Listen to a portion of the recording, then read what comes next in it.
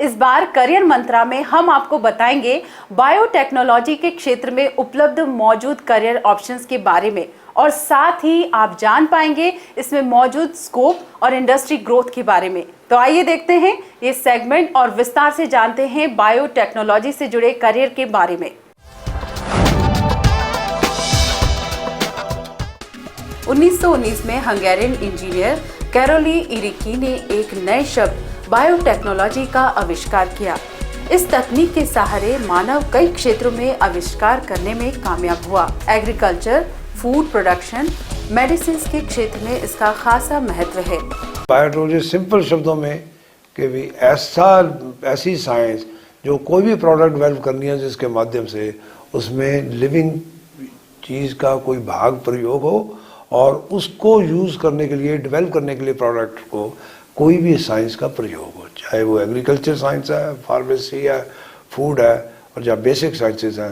Biotech का अर्थ ये है कि किस प्रकार हम बायोलॉजिकल मटेरियल को, जहाँ बायोलॉजिकल प्रोसेसेस को यूज़ करते हैं कोई प्रोडक्ट डेवलप करने के लिए, जिसमें जो रॉ मटेरियल है वो पौधा, पूरा पौधा भी हो सकता है, पूरा छोटा जानवर भी हो सकता है, उसकी टिश्यू हो सकती है, उसका सेल हो सकता है। बायोटेक और बायोटेक्नोलॉजी और बायोलॉजी, एनवायरमेंटल साइंसेस कोर है हिमालयाज़ की सस्टेनेबिलिटी के लिए। बट हमारा उद्देश्य हिमालयन सस्टेनेबिलिटी का जो है, हम उसको अब एक्सपेंड कर रहे हैं।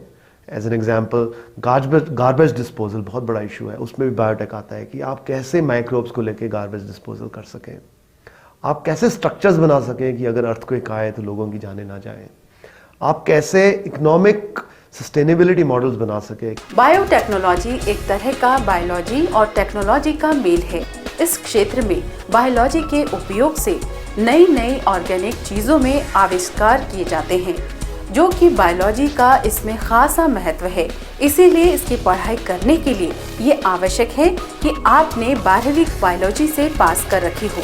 बायोटेक इसलिए चूज़ किया बिकॉज +1 +2 में मेरे पास biotechnology as a mainstream subject था और मैं इसी में ही अपना करियर फोकस करना चाहता था। मेरे को जॉब में इतना इंटरेस्ट नहीं है जितना मुझे रिसर्च में है। राइट नाउ मैं अभी अपना इंजीनियरिंग एंड मास्टर्स दोनों परस्यू कर रहा हूँ। मैनेजमेंट इन बायोटेक का जो रोल है, बायोटेक में आज तक रिसर्च एंड डेवलपमेंट के बारे में ही लोग सोचते आए हैं, लेकिन किसी भी ऑर्गेनाइजेशन को ग्रो करने के लिए, सक्सेसफुल होने के लिए सिर्फ रिसर्च नहीं चाहिए। रिसर्च एक बड़ा पार्ट है, लेकिन कोई भी ऑर्गेनाइजेशन सक्सेसफुल तभी होती है अगर उसकी मैनेजमेंट अच्छी हो।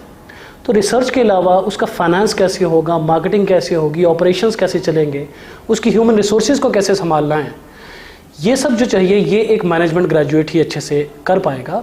इस क्षेत्र में मौजूदा स्कोप की अगर बात करें तो ये कहना गलत नहीं होगा कि भारत में बायोटेक्नोलॉजी का क्षेत्र खासा बढ़ोतरी पर है।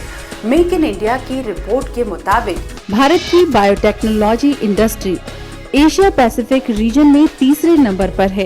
हेपेटाइटिस बी की वैक्सीन में नंबर 1 निर्माता है। 2025 तक ये इंडस्ट्री $100 बिलियन की हो सकती है। 2012 से 2017 के बीच में तकरीबन $3.7 बिलियन खर्च किए जाने हैं। बायोटेक एक्सपेंड हो रहा है बहुत ज़्यादा और जैसा प्रधानमंत्री का भी विजन है कि हमें बायोटेक को प्रमोट करना चाहिए, तो उस केस में हमें हमारे जो स्टूडेंट्स होंगे they will be very much helpful in both in the case of research for innovating new products as well as for supply for marketing the new products। बच्चों के लिए इनोवेशन से स्कोप बहुत ज़्यादा खुलता है। एज ए कंज्यूमर अगर आप काम करते हैं आप सिर्फ मार्केटिंग में जा सकते हैं, बट अगर आप एज ए इनोवेटर जाते हैं तो जितनी भी R&D लैब्स हैं यहाँ पर, चाहे वो रेनबेक्सी की हो, चाहे वो डाबर की हो, चाहे वो बायोकॉन की हो, वो लोग उनको अप्रिशिएट करते हैं कि स्टूडेंट्स के अंदर इनोवेशन है, वो कुछ करना चाहते हैं। क्योंकि कोई भी कंपनी सिर्फ जो उसके पास प्रोडक्ट्स बनते हैं उन पे आधारित नहीं होती, वो कंपनी ये भी चाहती है कि वो उसमें कुछ एडिशंस करें, और एडिशन इनोवेशन से ही आएगा, एडिशन जस्ट कंज्यूम करने से नहीं आएगा। बायोटेक्नोलॉजी के बहुत सारे स्कोप्स हैं। अगर आप फूड से लेके देखा जाए, आपकी मेडिसिन होगी, कैंसर बायोलॉजी से लेके आपकी प्लांट से लेके एग्रीकल्चर में हर जगह बायोटेक्नोलॉजी है। आप कैंसर में देखें, HPV में जो ह्यूमन पेपिलोमा वायरस है और वुमेंस में सबसे सेकंड नंबर पे कैंसर है, उसके ऊपर रिसर्च हो रही है, नैनो पार्टिकल्स के ऊपर रिसर्च हो रही है।